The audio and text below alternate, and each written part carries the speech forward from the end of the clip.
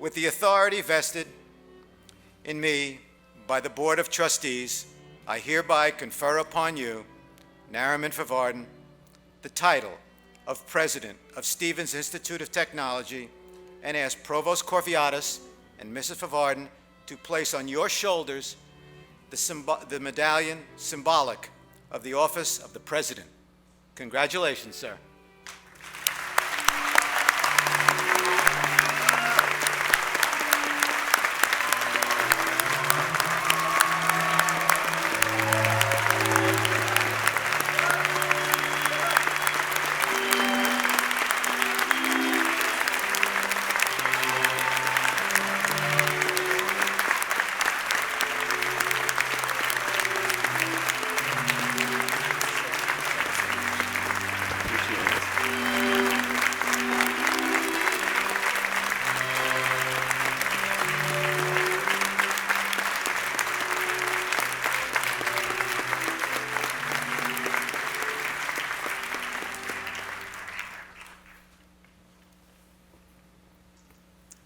Secretary Chu, Lieutenant Governor Gordano, President Kim, Chairman Babbio, and members of the Board of Trustees, Mayor Zimmer, Mayor Turner, faculty, staff, students, parents, alumni, friends of Stevens, representatives of 37 leading universities and colleges of our nation and the world, as far away as China, personal friends, colleagues from the University of Maryland, and members of my family.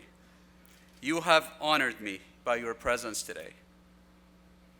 Grateful for the trust you have placed in me, aware of the responsibility you have bestowed on me, and mindful of the vision and aspirations of the founding fathers and the hard work of 6 generations of presidents and thousands of faculty and staff, I am honored and humbled to be the 7th president of Stevens Institute of Technology.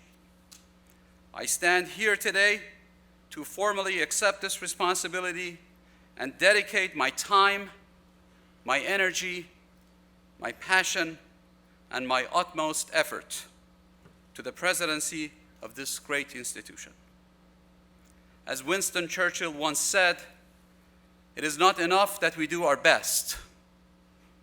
Sometimes we must do what is required.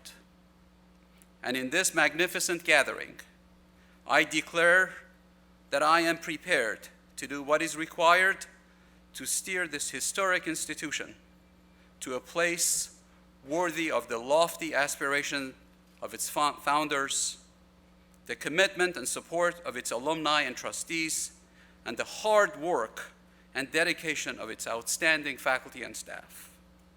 I pledge to carry out my duties with integrity and humility, and with an unrelenting commitment to excellence in every endeavor we undertake. I face the future with hope and enthusiasm, and look forward to working with my colleagues to build a bright, secure, and brilliantly productive future for Stevens and for our nation. Inauguration events are designed to shine light on the individual who assumes the office of the president. But I feel it's appropriate that we use this occasion today to focus our attention where it belongs, on the university, with its 141-year legacy of educating engineering leaders, innovators, and entrepreneurs who have gone on to have a profound impact on our country. Its crucial responsibility to create a technology-savvy workforce to ensure the well-being and economic prosperity of future generations, and its urgent mission to generate knowledge and to devise innovative solutions to address even more complex societal problems. So, allow me first to offer some heartfelt words of gratitude to people who have played especially meaningful roles in my life and career. and then I will deflect attention from myself to where it belongs, to Stevens, its legacy, and its future. I thank all my personal friends and family members for being here. Many of them have traveled long distances for this occasion. I am deeply honored to have with us my parents, who have given everything they have so selflessly to provide for me and my sister. I remain in their debt forever. And of course, I thank my wife, Hoveda, and my daughter, Tandis, for their love, support, and boundless patience with me, my ungodly schedule, and my eccentricities. Once again, I will quote Winston Churchill, who said, "My most brilliant accomplishment in life has been my ability to persuade my wife to marry me."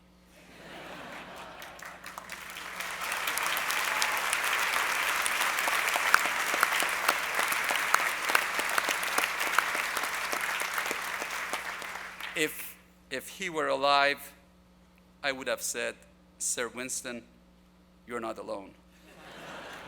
Let me add that Hoveda is also an engineer, and I wish to congratulate Stevens on a very clever 2-for-1 deal.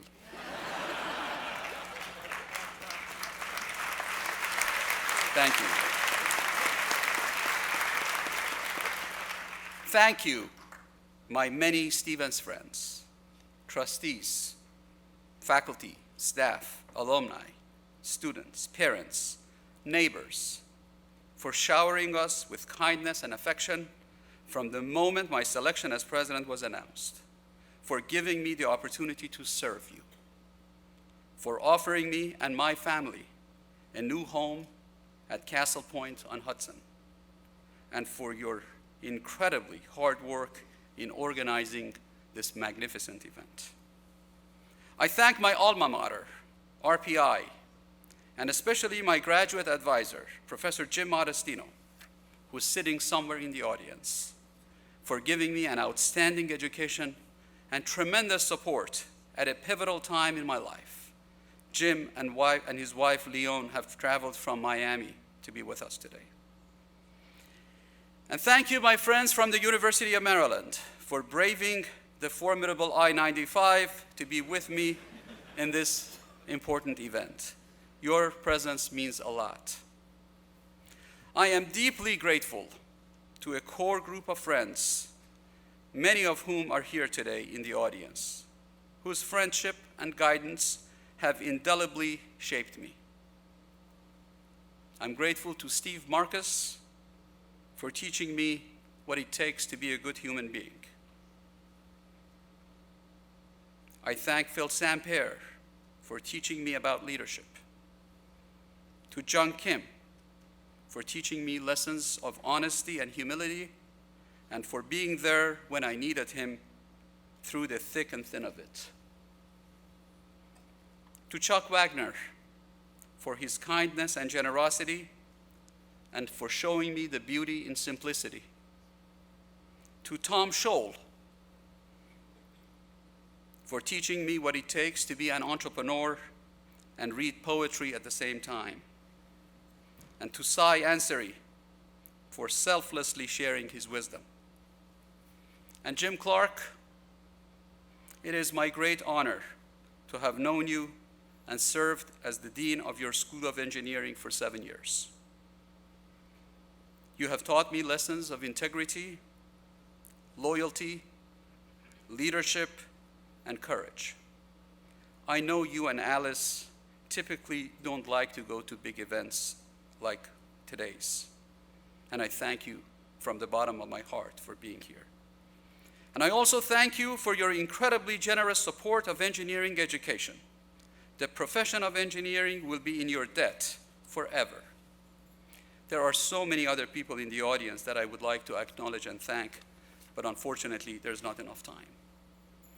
But most importantly, I thank this magnificent and welcoming country for giving me a new home, for extending helping arms when I needed them, for allowing me to build a career in a way I could not have possibly built anywhere else in the world, for giving me the chance to become a positive force in the society, and for judging me based on the value of my contributions and the content of my character. And now, let me turn for a few moments to the history of Stevens, which is interesting in and of itself, but also provides us with important insights into the programs, practices, and values that still define us more than 140 years after its founding. Established in 1870, Stevens was the first institution of its kind in the nation to adopt a single, rigorous engineering curriculum, firmly grounded in scientific principles and the humanities, leading to a baccalaureate degree that the original trustees designated mechanical engineering.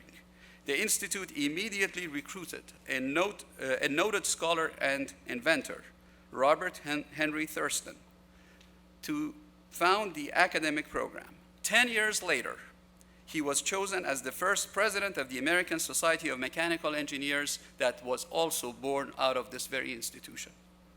The Institute's founders, the Stevens family, sought to perpetuate a tradition in American engineering dating back to the early days of the Industrial Revolution. For generations, the Stevens family were trailblazing engineers, inventors, and entrepreneurs. John Stevens, a colonel in the Revolutionary War, was a pioneer in the development of the steamboat and designed the first American-built steam locomotive. A proud and passionate innovator, he lobbied Congress to protect his inventions. And in 1791, when our new nation established its first patent laws, he obtained patents for his steamboat propulsion inventions. His sons invented the modern T-rail, the form of railroad track, still in use today after nearly 2 centuries. Built and operated the first commercial railroad in the United States, and designed and built ironclad vessels for the US Navy. Colonel John Stevens purchased the present-day campus of Stevens and the surrounding city of Hoboken, Mayor Zimmer, maybe you didn't know this, in 1784 from the state of New Jersey. When his descendant, Edwin Stevens, died in 1868, his will provided for the establishment of the institute that bears the family name through a generous contribution of land and funds for buildings and an endowment. Over the past 141 years, Stevens has expanded to offer a broad-based education in engineering, natural and mathematical sciences, computer science, systems and enterprises, management, art, music, and the humanities, but all grounded in technological principles. The Stevens family tradition of applied research, of developing pivotal technology and then realizing its commercial potential is a legacy that continues to thrive today in this institution. Stevens alumni, as mentioned before, have furthered this legacy with advancements in a variety of areas. Notable alumni include Frederick Winslow Taylor, who's known as the father of scientific management, Samuel Prescott Bush, an industrialist, entrepreneur, and patriarch of the Bush family, Charles Stewart Mott, the co-founder of General Motors, Eugene McDermott, the founder of Texas Instruments, and Alexander Calder, whose name is synonymous with an art form, the mobile. And now let me turn to today, to a world that is currently convulsed by the diminishing expectations caused by the global financial crisis, but eager to forge a passage to a brighter future. Our country has recently experienced the biggest and most prolonged economic downturn since the Great Depression. Millions of people are out of jobs, and it's not clear when or if those jobs will ever be replaced. Our prosperity is increasingly dependent on a knowledge-based economy, one in which the role of engineering, science, and technology, combined with innovation and entrepreneurship, is more important than ever before in the history of this nation. Numerous studies indicate that at least half of the growth in the nation's GDP since the Second World War can be attributed to advances in these fields. It is very important to note that only 4% of America's workforce is employed directly in science and engineering, underscoring the ripple effect that these professions have in creating jobs for so many other people in other sectors of our society. The new products and processes that are conceived in research laboratories and engineering design firms create jobs for the manufacturing workers who make them, for the marketing people who advertise them, for the salespeople who sell them, for the maintenance people who repair them, for the architects who design new buildings for them, and for other businesses that benefit indirectly from the jobs created and the wealth generated, such as restaurants, grocery stores, gas stations, retail stores, barber shops, pet stores, banks, and financial institutions. Let me read an excerpt from the National Academy's recent report on American competitiveness called Rising Above the Gathering Storm Revisited. Quote, when scientists and engineers discovered how to increase the capacity of integrated circuits by a factor of 1 million, as they have in the past 40 years, it enabled entrepreneurs to replace tape recorders with iPods, paper maps with GPS, payphones with cell phones, two-dimensional X-rays with three-dimensional CT scans, paperbacks with electronic books, slide rules, the older alumni may remember them, with computers, and I might add encyclopedias with Wikipedia, and atlases with Google Earth. In our time, the companies experiencing blockbuster growth rates are those whose focus is on one thing: innovation. Apple, Twitter, Facebook, Nissan, Groupon, and Google. It was the vision of a soul, now sorely missed innovator and entrepreneur, Steve Jobs, that rescued Apple from the brink of bankruptcy and propelled it to almost unprecedented cultural and economic influence by creating a company that revolutionized the way we buy, store, and listen to music, work with computers, read books, and communicate with one another. As of last night, Apple had the largest market cap in the entire country. Today, with over 45,000 employees, Apple is building perhaps the most impressive office building in the country, maybe in the world, a $3.4 billion structure that will serve as a potent symbol of Steve Jobs' distinctive achievement: technological innovation combined with perfect execution. Let me borrow from Steve Jobs in saying, innovation distinguishes between a leader and a follower. With the accelerating pace of advancements in science and engineering, one can reasonably expect that the creation of jobs in the next 50 years to depend to an even greater degree on developments in these important disciplines. The message is clear. A strong commitment to a technology-centered higher education system will be essential for the future of our nation. Such an emphasis would not only ensure an ample pipeline of engineers and scientists to devise innovative solutions to our many pressing societal problems, but would also provide the requisite technological literacy that is becoming increasingly essential to professionals in other fields, such as in medicine and healthcare, in law, in finance, in marketing, in the arts, in education, and in media.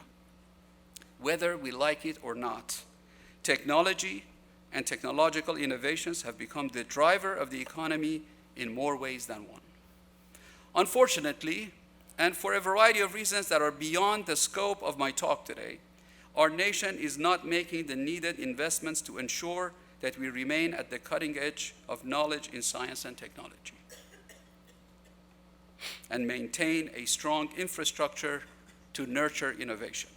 If we don't change course, we will not be able to guarantee the same standards of living for our children as those our parents provided for us. While we are all aware of the unusual fiscal challenges facing our nation currently, we have no choice.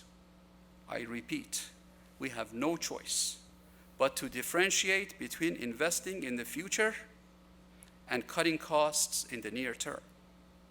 Norm Augustine, my good friend and the recipient of an honorary degree from Stevens, put it so eloquently. He said, just as the solution to the problem of an aircraft that is too heavy to fly is not to remove the engine, the solution to the current economic burden is not to eliminate the engine that propels the economy forward. Stevens is an institution with a strong reputation, a long and proud history, remarkably solid academic programs, a growing research enterprise, reputable and dedicated faculty, an outstanding student body. Students, do you hear me? And highly accomplished and committed alumni who are in positions of influence. In addition, the university enjoys a significant strategic advantage with its location within one of the most vital metropolitan areas in the world, with its dense population, a diversity second to none, a tremendous concentration of wealth, an intensely knowledge-based economy, and the largest number of Fortune 500 companies anywhere in the nation. In addition to all of these, we're also a gateway to the rest of the world. These distinctive advantages allow Stevens to attract talent in faculty and staff, in students, and to build alliances with corporate partners and to extend its international reach. Stevens, with its 141 years of experience in engineering and science and legacy of innovation and entrepreneurship, is in an enviable position to help implement the formula that has ignited our economy and re-energized our society following every previous historical turn. Today, I pledge to work with my colleagues at Stevens and our partners outside to help refire the nation's economic engine through our contributions to a technology-centered education and research program. One of the ways we will accomplish this mission will be to continue strengthening our core engineering and science programs and establish compelling linkages between technology and other disciplines. Those disciplines that are either enriched or influenced by technology, such as financial systems, healthcare and medicine, the arts, media, education, public policy. Technology is and will continue to be our differentiator. In this endeavor, we will attract some of the most brilliant minds. We will offer programs of the highest quality. We will conduct research on the key societal challenges where technology can offer a compelling solution, as in clean energy, climate change, public health, environmental sustainability, cybersecurity, and global clean water supply. And we will build on our vibrant and productive partnerships with the corporate world and public sector. We have embarked on a strategic planning exercise that will result in the bright future we are all working so hard here to ensure. Our plan will be bold, ambitious, and far-reaching, yet realistic and achievable. Students will be front and center in our planning priorities. I always say, a rose only becomes beautiful and blesses others when it opens up. It is a great tragedy if the rose were to stay in a closed bud, never fulfilling its potential.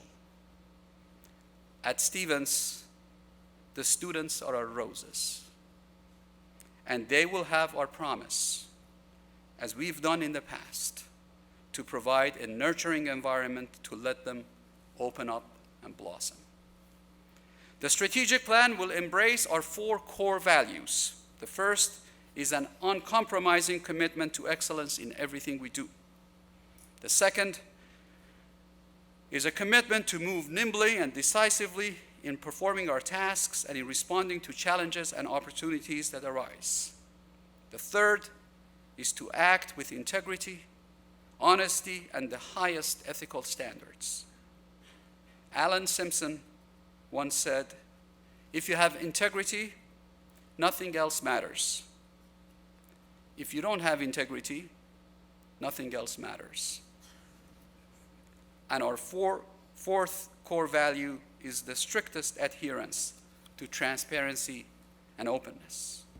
While the strategic plan is in development, we know that it will raise expectations for all, myself included, and emphasize accountability. It will be designed to aim high, to engender excitement, create a strong sense of ownership, build communities, embrace and value diversity, set ideas and projects in motion, challenge convention, turn talking into doing, move boundaries, and make impact. And once the strategic planning exercise is completed, the hard work will start, its execution. As Thomas Edison said, "Vision without execution is hallucination." But we are undaunted. Over the next decade, as we approach our 150th anniversary, we will work together to set ambitious goals and accomplish them in a way that justifies a magnificent celebration of that milestone year. Let me conclude with some words for each of our important communities. To our faculty and staff, it is an honor and privilege for me to be your president. In serving you, I pledge my all and promise to put Stevens' interest above all others. As we deal with challenges, we will act with unrelenting determination, integrity, and openness. And as we devise a plan to move forward, we will work together collaboratively and collegially. To our students, work hard, be smart, don't forget to call your mom, and never forget your alma mater. Prepare well for the rich but challenging life ahead. And let me offer you this important insight from Bill Gates. If you think your teacher is tough, wait till you get a boss. To our alumni, remain engaged, and if you haven't been engaged, please re-engage with your alma mater. It is only with your involvement and guidance that we can realize our ambitions for Stevens. Your support and encouragement makes hopes worth sharing, dreams worth daring, plans worth making, and an academic life like mine worth living. Stevens' motto has never been more relevant than it is today. Per aspera ad astra, through adversity to the stars.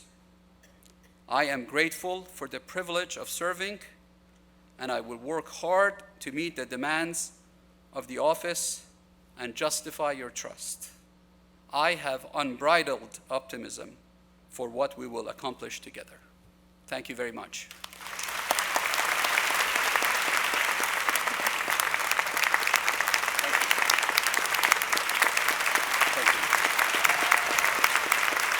Thank you so much. Thank you very much. Thank you so much.